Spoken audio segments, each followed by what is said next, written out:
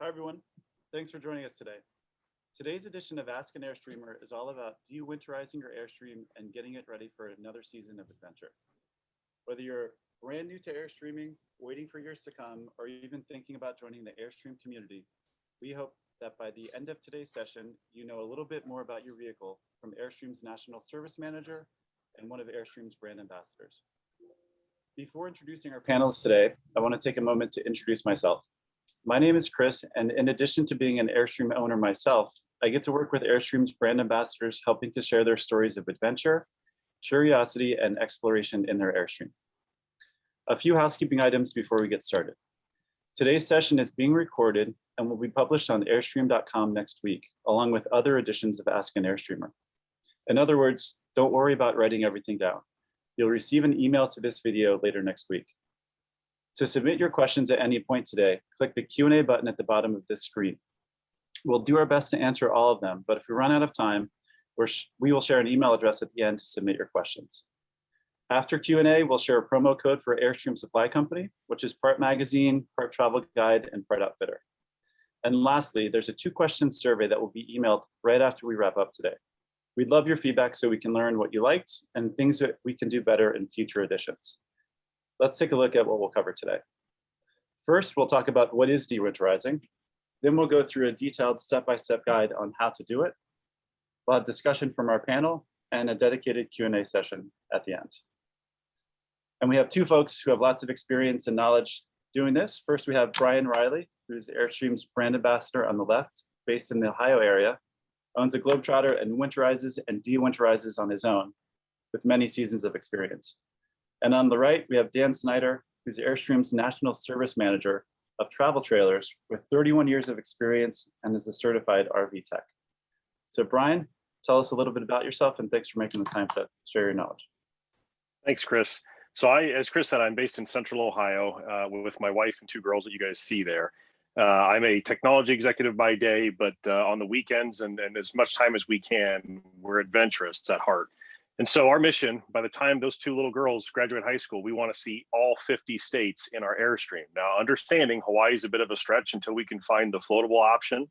But until then, we've been focused on hitting at least the 48 contiguous states. And I think as of today, we're sitting at about 37 so far. So making a lot of progress traveling the country in our Airstream.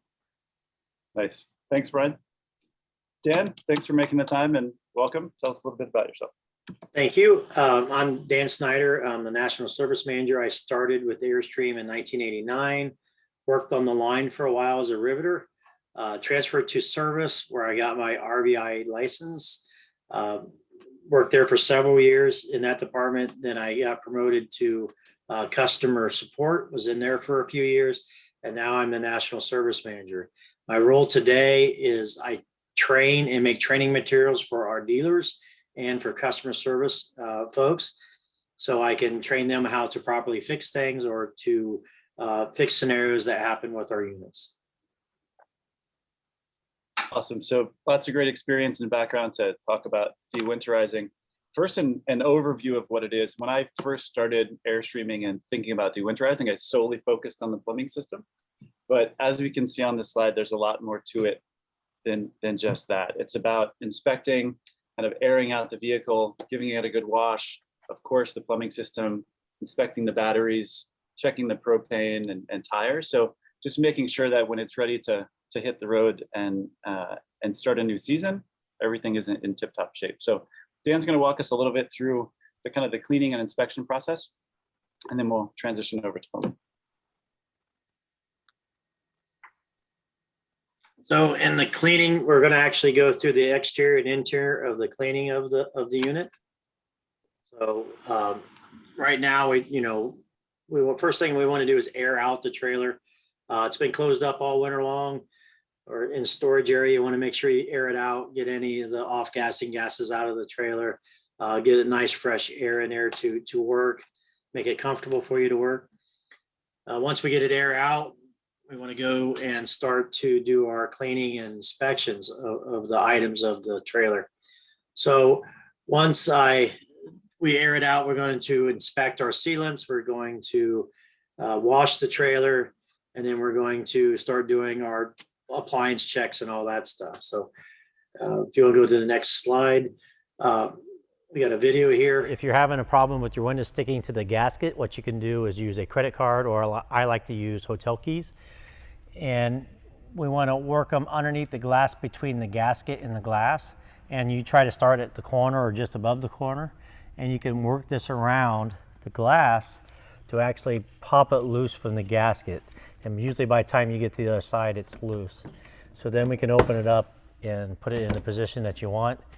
Now, to keep it from sticking, normally what we want to use is 303 protectant, and put that on every few months or so. Hotter climates, you're going to put it on more often than you are in cooler climates. If you don't have 303 protectant, I like to use olive oil as well. Do not use anything that has any petroleum-based gels to it, because that'll actually make it stick worse.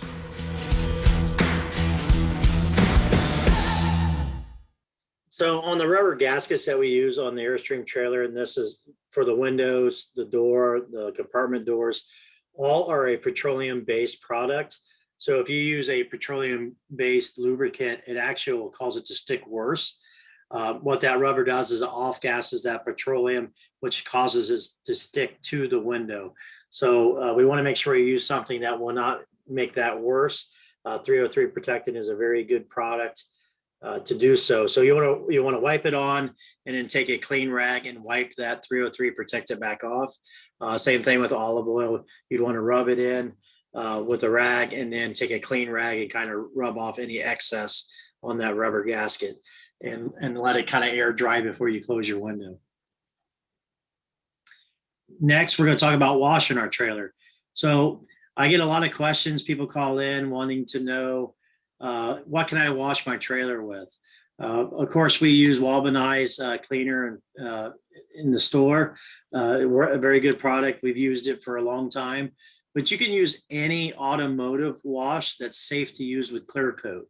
So as long as the wash or the wax that you want to use is safe for clear coats, by all means, go ahead and use that. Now, while you're washing your trailer, you'll notice that the metal has a grain to the metal. So you want to wipe with the grain with your rag. So you want to use a nice clean rag, soft towel. And as you're washing, you want to wash with the grain. If you wash against the grain, especially if you're using a kind of a towel that's a little more coarse, you can actually start seeing fine scratches in the clear coat. And since you went against the grain, they actually show up even more than what you do if you go with the grain.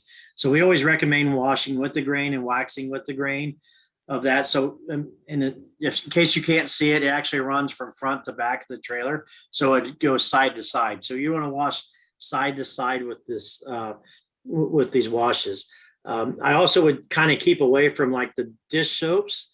If you were to get dish soaps on any of your brass or copper fittings, it will corrode those. So we want to keep to the washes that are approved for automotive usage at that point. Dan, is it safe to say that all trailers, even the old ones, would have been still the same grain direction, or is that something Yes. that folks should look at? Okay. You're 100% correct on that. We've always used the grain from side to side when the sheets are made. We started clear coating, if I remember, a little jog of memory here, in 1967. So before 67, there would be no clear coat on there. After 67, we started using a type of clear coat, and then we used plastic coat for quite some time. And now the finish that's on your Airstream trailer today is actually a baked on coating that we buy from Alcoa that way. So we already get the aluminum in with that coating on it. So next we want to, after you get your trailer washed, you also want to wash your awning. So what they recommend, what ZipD recommends, is taking 1 cup of dish soap, a half a cup of chlorine bleach, and 2 gallons of lukewarm water. You want to take a brush and actually brush that onto your awning. And you want to brush the bottom and the top of the awning. And then what they always recommend is you actually roll the awning up for about an hour or so. And then, so it actually will kind of up against itself. It'll get really, it'll clean that fabric really good. The fabric's more of a plastic. It's Sunbrella. So it's a Sunbrella fabric on there. Once you let it set for an hour or so, you want to unroll the awning and then rinse all the soap and bleach off of that. and then let it dry before you roll back up again. That'll help keep it from getting any mold or anything, anything on the material there when it's rolled up. Hey, Dan, and a quick question coming in from one of the previous slides in the 303 protectant. Is there a specific product from 303 protectant that they should be using for the window seals? As far as I know, that we used to buy it was just called 303 protectant. So I don't know if there's different ones. So I guess I can't answer that particularly, but it's for the rubber gaskets. We used to. Okay.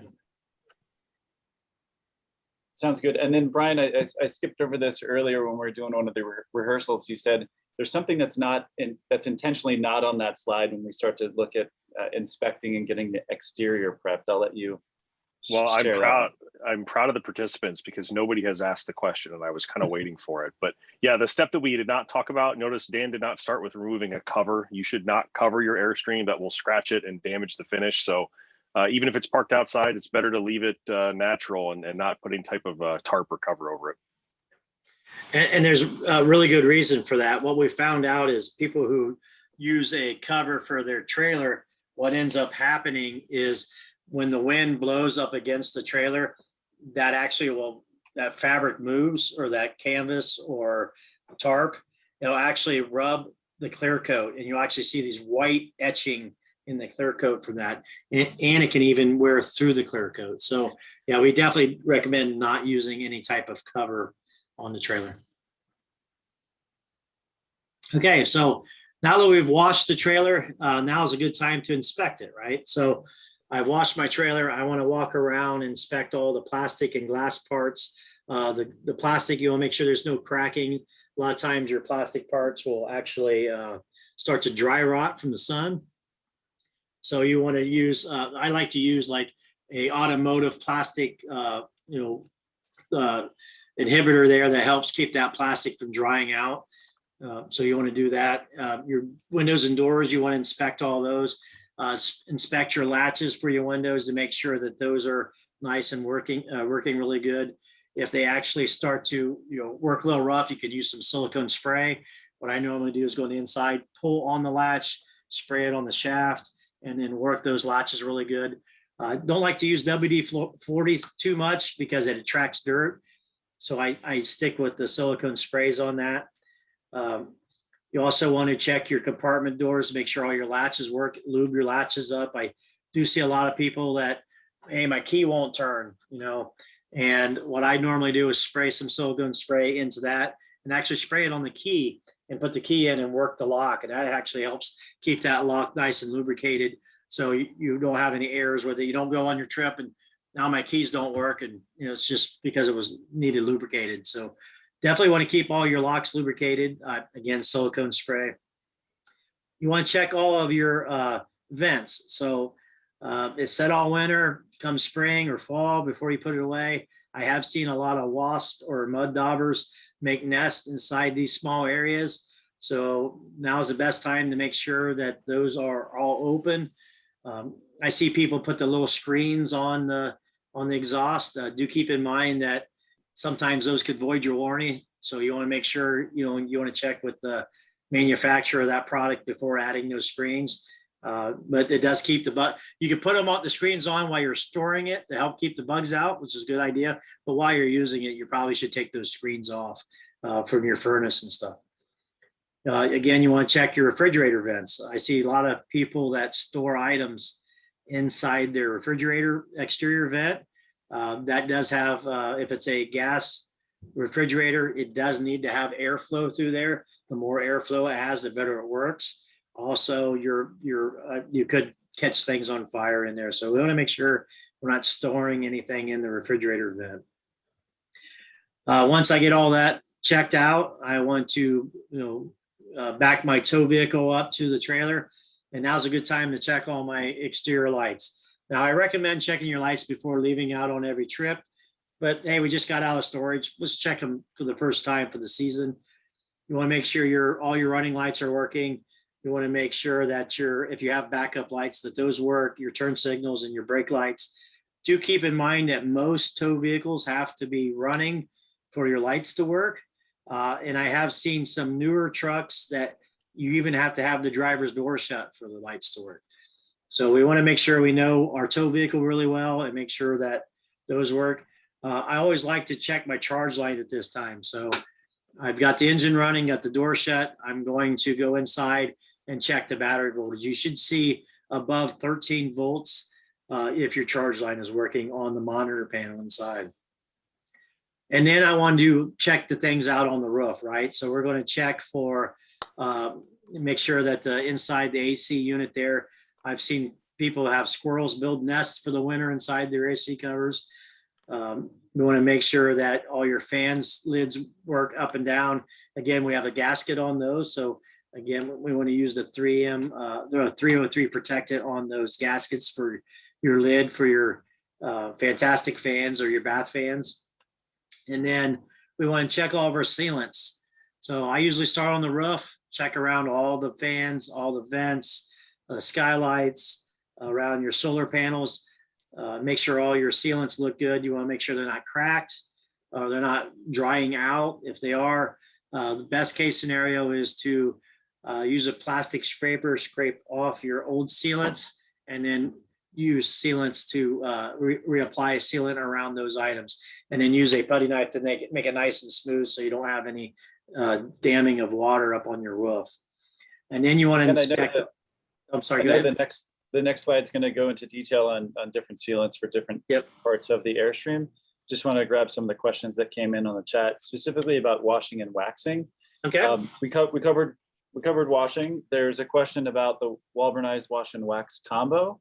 And is that something we have good experience with, or what's your point of view on that? Yeah, actually, that was actually designed for the Airstream trailer. So it's usually the pink. So when you get it, it should be the pink. The brown is more of more what was used before the clear coating. So if you get it, the brown is for pre-67 because there's no coating on the trailer, because that has a little bit more of a grit to it. And then what you want is the wash and wax. It's pink. So you'll see it's separated, and you want to shake that up really well and use that on there. But that was actually designed specifically for Airstream trailers. It works great. Awesome. It really does. Great. I'll take us to the detailed overview on sealants and let you explain that. Yeah. So in the sealants, when I talk about cracks and stuff, that's where we run into leaks. So anytime you can see a crack or a void in the sealant, or it gets chalky. So if you can rub your hand across it and you can see chalkiness on your fingers, that sealant's starting to break down. The ultraviolet rays is really hard on a lot of the sealants in the trailer. And we all keep these outside. We're going on adventures. You're in the sun a lot with these trailers. So I always recommend checking your sealants twice a year. I know in the owner's manual it says once a year, but I camp. I go camping all the time. I check mine before I put it away in the fall, and then I check it again in the spring, because those ice and snow on top of your trailer, it's going to thaw, it's going to freeze. It could damage your sealants at that point. So I like to check them in the spring just as much as I do in the fall. And then what we're using today, we're using Ad Seal, and it comes in 3 colors. You got white that we use up on the roof, gray that you use on the top of the windows and the top of the door, and then we have black that we use in the underbelly area. So any of the underbelly wraps or the banana wraps are on the front and rear of the trailer, we use the black Ad Seal for. And next you see a little bottle there called Acular.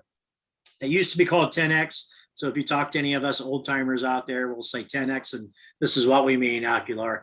But this is a seam sealant, and we use that for any of the overlapping seams of the trailer. So where the window sheet meets the segments, or the 2 segments overlap each other. And we actually use it from the eyebrow of the window down along the sides of the window. And it's actually a very thin sealant, and it's a little self-leveling. So if you put too much on, you could get it to run. So you got to be very, very cautious of putting how much you put on the unit. But it's really to seal up all those seams. So it's a thin sealant that you can seal the seams, and it looks really nice on the trailer. So it also beautifies the seam, so you don't get that raw edge that's right there, and it's not as sharp when you got that sealant on there. I have a feeling we probably had some questions on this, so I'll pause for a second. Yeah, we sure do. Still some lingering questions from just the washing and waxing and the awning. So One question here, the awning arms can be a little bit sticky. What do we recommend to lubricate those? I use silicone spray. So first thing I do is open the awning all the way up and I'll wash off that bar. And that way I get it nice and clean. And then I'll spray silicone spray on a rag on that, and you use a rag, kind of wipe it in, and I'll spray it down into the tube where the two go together. So that won't attract dirt if you use a silicone spray. And then I'll open and close that arm a few times to make sure that that silicone spray gets lubricated on the part. If your arm still wants to really drag, it's probably getting a little bent. Being out in the wind, it actually can bend those arms pretty easy. Or in the rain. I've seen people leave them out in the rain. I mean, they're not designed for rain, they're designed for sun and sun only, but they can be straightened. There's videos out there from ZipD that tell you how to straighten them. I kind of recommend taking it into a service center because there is a lot of tensions on that spring that's on there. If you try to take that arm off there, I've seen a lot of people actually really hurt themselves from doing that. So if lubricating doesn't seem to work on the arms, you may need to take it into a service center and have them straighten that arm out a little bit for you. Awesome. I just want to caution that if you do it yourself, there is a high chance of getting hurt if you've never done it before. Awesome. To always take it to a service center if unsure. Two questions here, just in terms of covering. Obviously, we don't recommend covering the trailer itself, but some folks had questions on should they cover the tires? Should they cover the AC unit when it's in storage? I recommend covering the tires anytime you can keep the sun from the ultraviolet rays off those rubber tires. It's always a plus. So yes, you definitely want to, while it's in storage, cover the tires. And covering the AC, I've seen a lot of people do that. That shouldn't hurt anything either. That just helps keep critters out of there, and also the sun beating down on the plastic shrouds of the AC from drying that plastic out. So I would say both of those would be good to do. Awesome. Yeah, I will say, while we're talking about covering the AC and sealants inspection on the roof and stuff, I've seen a couple questions about being on top of the roof. Obviously, be very careful. If you're not comfortable up there, I think I echo the comment Stan mentioned, take it to a service center to have that addressed. But if you are on top of the roof, it's very important to remember you cannot step outside of where you see the rivets. That's where the strength members are. You don't want to step and create a dent. And then the end caps, you really shouldn't step on as all, because you'll just you'll damage the trailer. You'll push it down. Yeah, Brian's 100% correct on that. What I usually do is I'll take a little bit of carpet padding and I'll put it on top of the trailer to help protect, because if your shoes if you have a rock stuck in your shoe, you can scratch that white roof. So I always use a little bit of carpet padding, and I try to step, like Brian said, on the ribs itself or where the rivets are, and then never step on any of the silver part of the trailer. So. Awesome. Let's transition to inspecting the inside. Okay. So when I'm inside the trailer, you want to go, even the compartments that aren't normally used in the trailer, you want to open those up and make sure that we didn't have any unwanted guests over the winter. So while we're doing that, I usually take a screwdriver and just check any screws that I see. I want to make sure that since the last season, none of those backed out a little bit. Driving down the road with your trailer is pretty traumatizing to the trailer. Gets beat up quite a bit with some of the roads. If you've ever been to Michigan, those roads are really rough up there. So, and it's almost a rhythmic. It's bum, bum, bum, bum. So a lot of the roads, that especially concrete highways that you're on, has a rhythm to it, and that's probably pretty damaging to your trailer. So I always like to check all the screws at that point, make sure I can't find any nests or evidence of mice or anything in your trailer. And then once I get all that done, I want to start checking my appliances. So I plug the trailer in. I want to try the AC out, make sure the AC and the heat pump both work. And then I want to turn the refrigerator on, make sure that that's going to work. And then I could turn the gas on and check the stovetop, make sure all the burners light up, make sure everything is okay there. I do not want to check the water heater yet, because we haven't done anything with the plumbing system. So we want to wait and test the water heater after we do all that later. But inside, just for checking for pass and loose screws, that's what we're going to do inside there.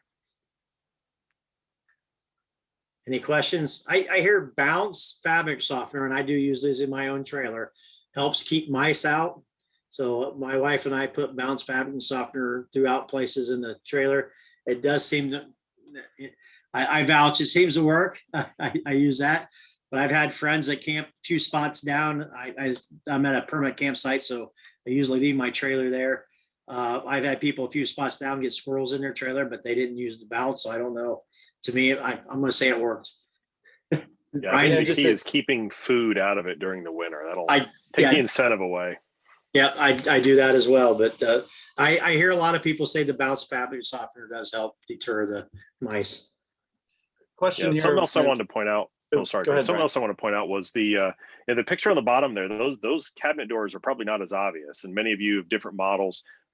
You may want to get familiar with your specific model, because some of what you may assume are enclosed fixed pieces of wood are actually access panels for different things in the trailer. And so you definitely want to check those as well. You know, get familiar with where those access panels are and what things you can open that may be hinged that you didn't realize. Correct, Brian.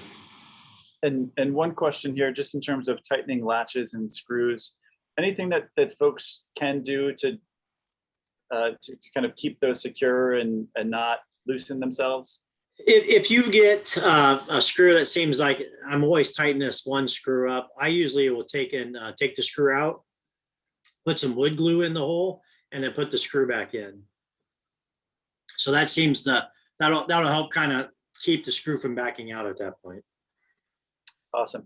We'll go to this next slide, which talks about cleaning on the inside. This is the one that starts with that video showing how to remove the AC filters. On occasion, you want to clean your AC filters.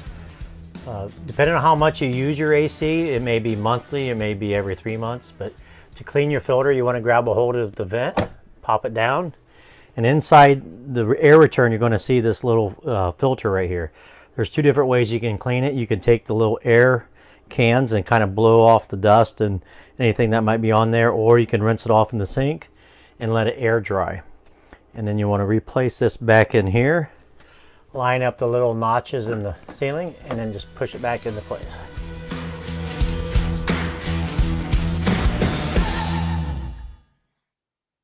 So I want to go through this a little bit. So the filters in the AC, that's just one type that we use. We use some other ones where you have to take some screws out to take the filter out. We use other ones where it's got an interior shroud where you have to pop that a little grate off first to get to the filter, and there's other ones that slide out of the end. But it's all the same type of cleaning on those. Once you get the filter out, I usually rinse them off in the sink. It seems like I get them cleaner doing it that way. And then I want to make sure they completely dry before I put them back into the AC. The biggest problem we see with ACs is airflow. So the cleaner you keep those filters, the better airflow you get, the longer the AC is going to last. If you seem like your filters get dirty a lot, I've actually even went up on the roof, taken the shroud off and taken a garden hose and just rinsed off the condenser coils up on top, because you'll start to see dirt and even pet hair and stuff on those as well. And I've done that for customers, and they come back, wow, my air conditioner works better than it did brand new. They say brand new, but for a long time. It's because it just got more dirt over time on top of those coils. So you want to make sure those are really clean. Next, we want to vacuum out the trailer. One thing I do want to say is don't use a vacuum with a beater brush on it. It's actually every vendor that we use with this type with our flooring recommends not using a beater brush on a vacuum. So you want to use a type of vacuum that only sucks at the head of the vacuum and doesn't have the beater brush to it. And then when you clean the flooring, you can use household floor cleaners that we use on like linoleums or on your hardwood floors and stuff. But normally you might only want to do that once or twice a year. Normally I just use warm soap, warm water, maybe just a little bit of soap in there, but don't keep using chemicals on the flooring is the best thing. That nice warm soapy water does the best. And now we want to talk about are laminates and inside skin. I use Pledge when I set up for shows. Pledge really cleans off that Formica really well. And the inside skin does have that clear coat on it, just the same as the outside. So that Pledge will actually clean the inside skin off as well. Your suede and leather, your dinette area and your couches and those type of areas. Baby wipes work really well on those. If you're not sure if something really works well, we always in the industry, we're taught to find a spot of that material where it's not visible, and you could test clean that spot to make sure what you want to use is not harmful to that product. In fact, that's what most of our vendors will tell you to do, is a spot check on cleaning before using that chemical on those. And then in the bathrooms, you can use common household cleaners on the plastic and fiberglass interior showers. Sinks, we use common household cleaners in the sinks. Curtains, though, curtains are dry clean only. There is a fire protectant inside those curtains that if you actually put them in a dishwasher, you could wash that fire protectant out and actually could damage the curtains. So you want to dry clean the curtains only. So I'm awesome. I got a lot of questions on cleaning. Lots of good info, Dan. Just a couple quick questions before we hop into the plumbing side of things. Does a base camp have a filter? So I know it doesn't look like the ductless system. Yes, it does. It has so in its filter, it has two on each side. You'll see these grates. You pop the two grates down on each side, and then there's a filter. It's a black filter there, and you pop that out, and you can wash it off and put it back in. But yeah, the base camp does have a filter in it as well. Awesome. All right, let's make sure, I want to make sure we leave some time to get through the rest of the content. We'll continue to go back and check the Q&A for questions, but I'll start with you. I know both of you are in this section, but Dan, talk us through the beginnings of starting to de-winterize the plumbing system. So in the fall, when you winterize your trailer, there's one or two ways that you can winterize your trailer. One is you can blow air through the trailer and pretty much clean out all the water with just air. And the second one is you do that step one, and then you add antifreeze to the water lines. Both are completely acceptable ways of winterizing your trailer, but it depends on which way you did on de-winterizing, right? So if I only use the air, I basically only have to close off my low point drains and start pumping water through the system. If I use antifreeze, I want to get all the antifreeze out. So first thing I want to do is drain the antifreeze out and then start purging the antifreeze out with some water. So again, we want to rinse all the lines out. So I'm rinsing all the plumbing lines out of the trailer to make sure I have all the antifreeze out as much as possible. At this point, I have not opened up anything with the water heater. I want to make sure the water heater is still on bypass. I don't want to get any of the antifreeze inside the water heater. So right now, I'm just going to rinse all the antifreeze out of the system. And then we're going to sanitize. So I'm going to put some, we'll go to the later slide here on this, but we're going to put some bleach into the fresh water tank, let that set for a while. And then we're going to pump that solution through the trailer to help sanitize the plumbing lines. And then we want to flush all that out. So then we want to flush all that bleach out of the system. And also after we get that done, we want to flush out the water heater.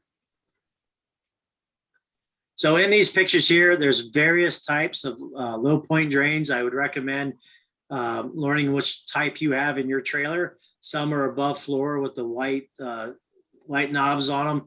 Some are below the bottom of the trailer with brass fittings. So get familiarized with your own personal trailer and find out where are the locations and how many of those you have. You could have as low as 2, as many as 5 or 6. So it depends on what model you have. We'll make sure you know where all your low point drains are located. And Dan, I know that these pictures show a bunch of different types of low point drains on different vehicles, but a lot of what we're talking about today applies not only to travel trailer, but also to touring coaches in terms of types of systems, winterizing. Yep. So far, everything we've really talked about is the same in the motorhome. The cleaning stuff that we talked about, interior and exterior, is all the same. Motorhome's going to have, I don't know of any below chassis drains on the motorhome, but they do have the white ones up above floor. So you're going to have the same style of low point drains in the motorhomes, but all these same things, all the same stuff that we're talking about relates to both products. Awesome. In this picture here, we have our fresh water drain. So you want to make sure that that you drained everything out of there after we sanitized. If you didn't want to pump all that through the system, you want to open this up, finish draining out that tank, and you want to make sure this is closed when we start to actually use the system. So to sanitize your freshwater tank, first thing we're going to do is take a quarter cup of household bleach. We're going to add that to a gallon of water. We don't want to dump that bleach directly into the tank. A lot of that bleach will get caught on that fill hose. So we want to mix it with a gallon of water, dump that gallon of water with the bleach in it, and then add 15 more gallons of water. Let that set for 4 hours or overnight. And then we want to, I like to pump that through the system and get it to come out all the faucets. And then once I get it through all the faucets, you can even let that set for a little bit. And then I want to rinse the system out. I have had people that say that they have 30-gallon tanks. Can they double up on it? Yes, that won't hurt anything. You're just going to be pumping more of that solution through the trailer. So we want to make sure that we do flush all the lines out and the tank out really well after we do this. Awesome. And Brian is going to walk us through that process indeed. So Brian, walk us through that. Yeah, thanks, Chris. You know, and I actually love this step because I'm kind of fanatical about making sure we keep the water system nice and clean and sanitary for everybody. And so what you want to do next after you have that solution in the tank is to turn on the water pump. It should be noted, don't do that until you have water in the tank. You don't want to let that water pump just run dry. You will damage it if you do that. So make sure you wait till you get everything filled in, then turn on the pump. And you should hear the pump run. It kind of sounds a little bit like a clicking noise, and eventually it should stop. That'll tell you that you've got pressure in the system. And then start going through all your different your different appliances. Go through the toilet, make sure you flush it, get all that stuff flowing through there, get a nice flow through the shower, as well as the bathroom faucet and the kitchen faucet, whatever other items you have, maybe an outside shower as well.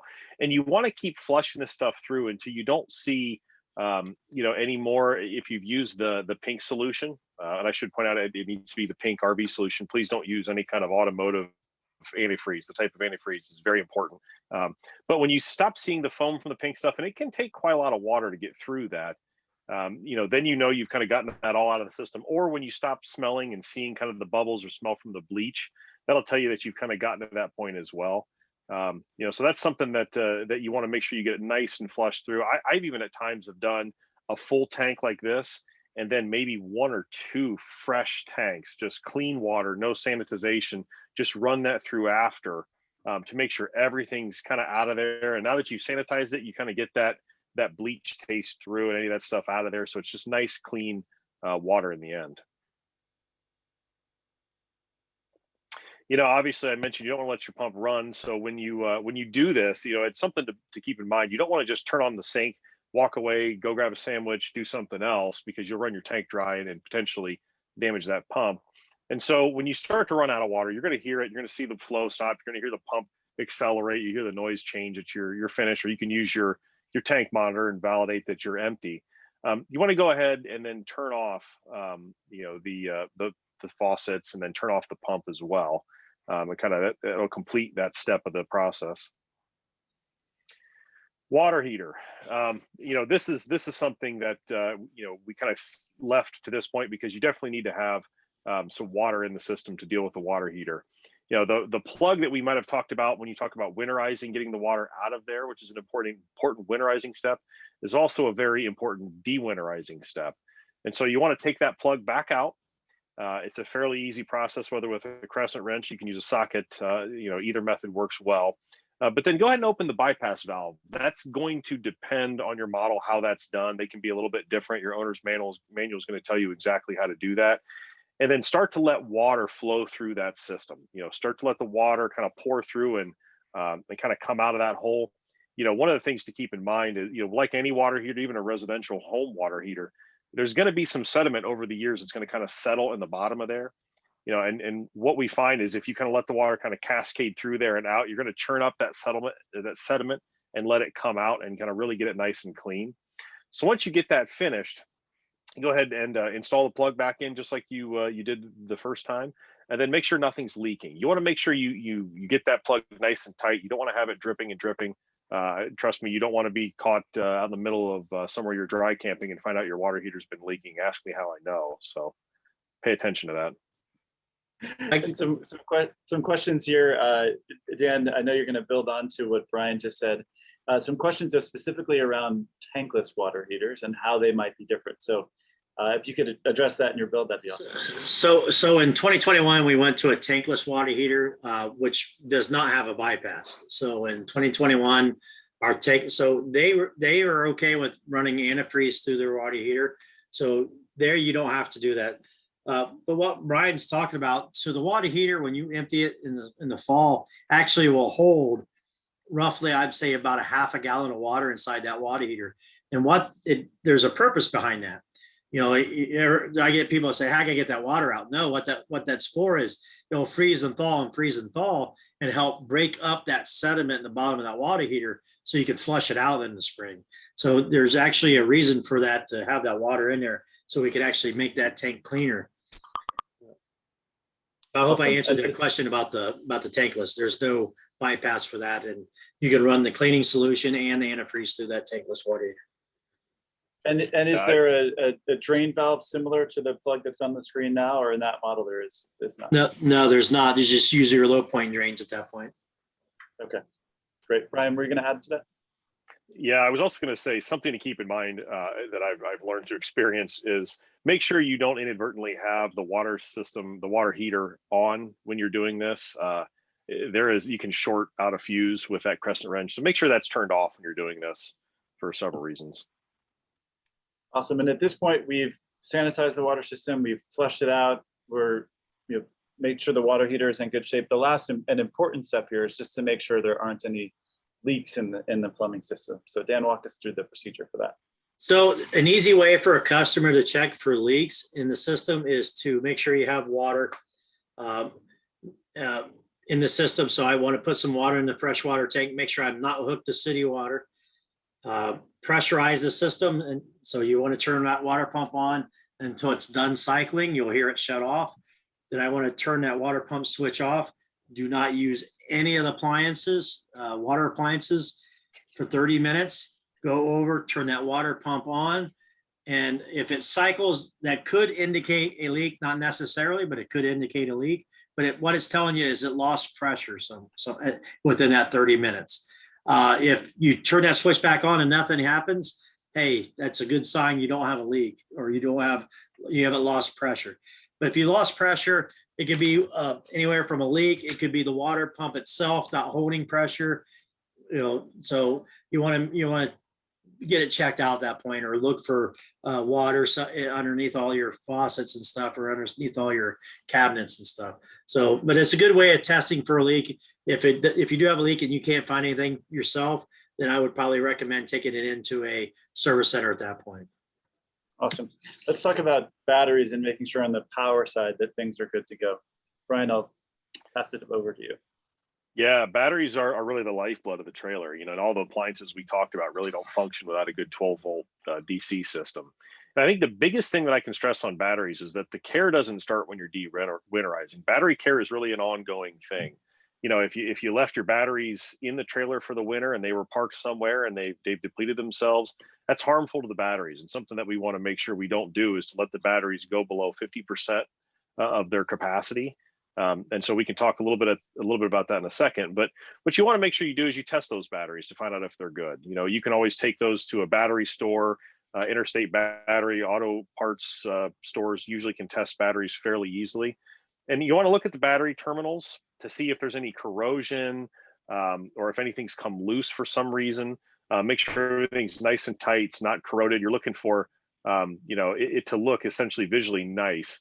If you do have corrosion on there, which is not uncommon, you just want to make sure you get that cleaned off. The corrosion is really just going to create resistance in the system. And so, get that cleaned off, clean up the connection, maybe reattach the cable to those terminals. And you can always put on, as we showed here, some battery terminal protector to kind of keep that from corroding.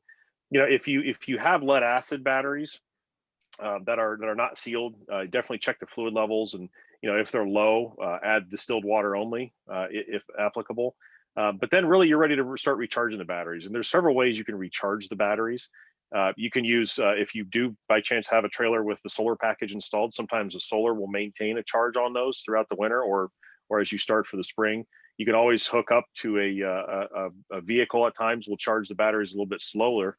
You can use a generator, or you can always just use the voltage converter and plug into an AC source, whether it's at a campsite or maybe at your residence.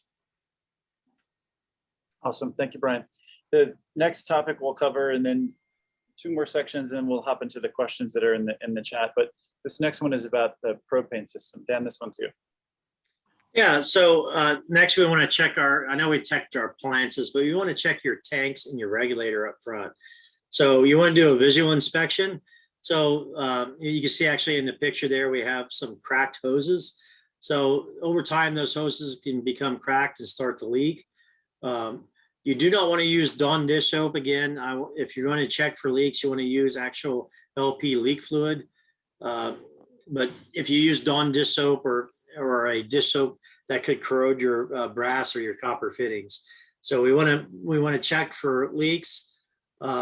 If you smell gas up front, if you did not just fill the bottles, I would probably really start checking your hoses really good around there and your fittings and your connections. If you just filled the bottle, you could get some off-gassing. So it's natural for a bottle. Let's say you filled it at 6 o'clock or 7 o'clock in the morning, and then the sun comes out and the temperature rises 20, 30 degrees. Those tanks, the LP inside those tanks are going to expand because of the higher heat, and you will get some off-gassing with that. So the tanks themselves is going to regulate that pressure inside the tank, and it will off-gas from time to time. So it's not uncommon to be up the front of the trailer, especially in a hot, sunny day, and you might smell a little gas up there. But if you didn't just fill the tanks and you smell gas and you can't seem to find it yourself, I would probably take it into a service center and have them check it out. Also on the tanks, there is a date stamp on that tank. So in the picture in the lower right, you see 0118. That means that it was the first. So basically, we're going to know that week 1 of year 2018. So you could have 2618 on there, which means the 26th week of the year 2018. And that's how you date your LP tanks. So all LP tanks, no matter what type they are, have a date on them. You have to get them recertified. In the United States, on the first recertification is 12 years. In Canada, it's 10 years, and then it's 5 years after that on the tank. So we want to make sure we have the certification up to date. And most filling stations are going to tell you when if it's out. So they'll go over and say, hey, you about need to get these recertified. They'll tell you when you're getting close, or they should anyways. So we're going to have a video here. It has no sound. Basically what I'm doing is going to show you how to refill a tank. So first we will open the lid and take off the bolt here that holds it down, lift the lid up. Once we get the lid off of there, the 2 tanks are inside. The regulator is going to be pointing to what we're using as our main tank at that time, which is I'm showing there. It would turn red if that tank is empty. You want to rotate that to the other tank, which should turn that indicator green. Turn off the empty tank, disconnect it, take it to a filling station, bring it back, hook it back up, turn it back on. But you want to leave the regulator on the other tank and use that as your main now. So you're constantly emptying one and then the other. So because if you keep switching back, that one other one's going to slowly get down, and then when you need it, it might only have a quarter tank or something in it. So you want to empty one and then empty the other, and fill the empty one every time. So Awesome. And this next one is all about tires before hitting the road again for the next season. I'll play the next slide, which will start with the video, and then Dan, I'll toss it over to you. Okay. Before you leave on a trip, you want to make sure that you have the proper tire pressure and the proper torque on your lug nuts. I always suggest that you check those before every trip. That information is actually found on your tag on the other side for your tires, and it's also in the owner's manual. So we want to make sure we have these at the right settings. Overinflated or underinflated tires could cause damage. You also want to inspect your tire for dry rot, so you look around the tire to make sure there's no dry rotting going on, or you want to make sure that there's no uneven wear on the tread. Uneven wear would show you that you have a axle that's out of alignment. You may have to take it into a center that does alignments on torsion axles and get that done. We want to inspect for that uneven tread wear and the dry rot.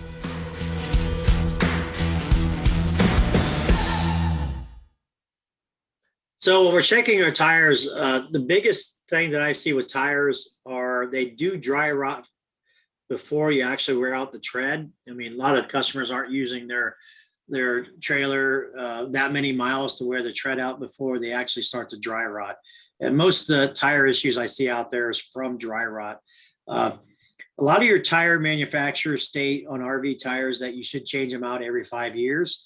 So if your trailer's tires are over 5 years old, I'd really recommend getting those changed out for a new set. A lot of times you can't see all the dry rot. It might be on the inside of the tire, on the other side where you can't see it, but definitely don't want to just go to the tread gets all the way down, because by that time the tires are out of date. Checking your lug nuts. Anytime you take your tires off your trailer, you should check your torque 25, 50, and 100 miles. Trailer tire is not quite the same as a car tire. It does need to seat on that drum a little bit. So basically you want to torque them before you start out from when you get them taken off and put back on. And then after 25 miles, you want to check that torque, and then 50, check it again, and 100, check it again. Because that rim's going to kind of seat on that drum a little bit as you're traveling down the road. And then again, tire pressure, we recommend the max cold PSI. I know some customers get with the tire manufacturers and actually go get their trailer weighed and put the tire pressure to their recommendations for that weight. But if you call into our service center, we're going to tell you what the cold max PSI rating is on the tires. Any questions about tires, Chris? Let's see here. You just covered the one that Mike had about what's tire pressure to use, so max cold PSI on that one. And it just a distinction here. There'll be a placard that's on the side of the vehicle that has PSI specs on it, and then also the PSI on the actual tire itself. Where should people be looking to? Yeah, they should match. I mean, because that's what we put on the sticker. So if you go over by your sticker on the driver's side of the trailer, where your VIN number placard is, there's usually a tire sticker there that tells you what your PSI rating is of the tires. Got it. So those will always match unless someone has changed the tires that originally came on the vehicle. That's correct. From Jackson Center. Great. Yep. Want to do a quick touch on safety equipment so we can hop into some of the unanswered questions in the chat. This is only probably just an overview of things that you should consider. There's a detailed breakdown of just kind of service intervals and things to check in your owner's manual. But Dan, if you could walk us through the elements on this slide, that'd be great. So the first picture we have here is our breakaway cable. So that's a safety device. Now that should pivot up there. So if you grab a hold of it and move it back and forth, it's designed to be that way. And you want to check that every spring. So the best way to check that, as a customer, I would jack up the trailer on one side, and I could spin both those tires on that side and then go up there and pull that pin, and it should stop both tires. It tells me that the breakaway switch is working and both brakes are working on the trailer. Then I would put the pin back in, lower the trailer down on that side, and I would jack the other side back up, spin both those tires, and then pull that pin to make sure that those tires stop. You do have to have the batteries hooked up for this to work, though. So if you have the batteries out of the trailer and you try to do that test, nothing's going to happen. The tires are just going to spin. So it is recommended that that gets changed out every so often.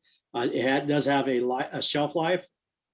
I would recommend checking that brand of battery disconnect switch to see what when they recommend to change it out. The next is our smoke alarm. In older models, we also have a carbon monoxide detector. Looks a lot like the smoke alarm. I like to change the batteries out in the spring when we're just starting out. Or some people do it at the same time they change it in the house, but me, it's been closed up all winter long. In the spring is the best time to change that battery out. So I like to check that battery on that. And I also test them at that point. So there's a test button on there. You can test to make sure that those are working. Again, there is a life of these safety equipment. They recommend changing out every so often. In your owner's packet, there should be paperwork from the box of these. Please read that and make sure you change them out. I think it's usually every 5 years on most safety equipment, but check the documentation that comes with your owner's packet to see when the brand that you have, when they should be changed out. Unfortunately, vendors change brands every so often. Even the same company changes their product, so something could change at that point. Next is your fire extinguisher. So on your fire extinguisher at the top, there's this little green pin that sticks up. And to test your fire extinguisher to make sure it works, we don't want to open it up and fire it off. We just want to push down on that little green stem that sticks up, and it should pop right back up. So if it pops up, it's good. If it stays down, it's lost pressure somewhere and you need to replace it. And again, fire extinguishers need to be replaced every so many years. There should be on that label on the fire extinguisher should tell you what that is. The next one we have is our LP and carbon monoxide detector all in one. That is actually runs off the battery up front. So there is a test button on there. So we could test that out and make sure that that's working. I would read the little pamphlet that comes with it so you get used to it. This also will give you some type of beeps or signals when you have low battery. So I've had customers call up, hey, my LP detector is going off and I think I got a leak, and here it was just because they let their batteries get too low and the detector was telling them that their batteries are low. So learn the beeps and learn what they mean on that. And there's also a light that blinks on there. It will help correspond what that is for that. And then the last is our escape window.